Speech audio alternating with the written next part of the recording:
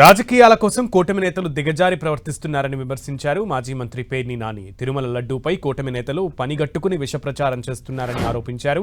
గతంలో అనేక సార్లు దేవుడిపై నమ్మకం లేదని పవన్ చెప్పారని, ప్రస్తుతం రాజకీయాల కోసం దేవుడిని అడ్డం పెట్టుకుని మాట్లాడుతున్నారని విమర్శించారు.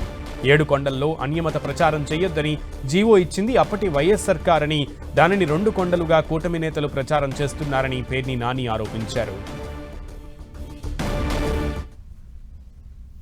రాజకీయాల్లో పతనానికి పరాకాష్ఠ ఇవాళ నారా చంద్రబాబు నాయుడు గారు, పవన్ కళ్యాణ్ గారు మాట్లాడిన మాటలు. వెంకటేశ్వర స్వామి యొక్క బొమ్మ పెట్టి, బొమ్మ భుజం మీద లేదా బొమ్మ చాటు నుంచి జగన్మోహన్ రెడ్డి గారిని రాజకీయంగా కాల్చే ప్రయత్నమే ఇవాళ మరొకసారి చేయడం కాదా అని అడుగుతున్నాను. 7 కొండల మీద ఎక్కడా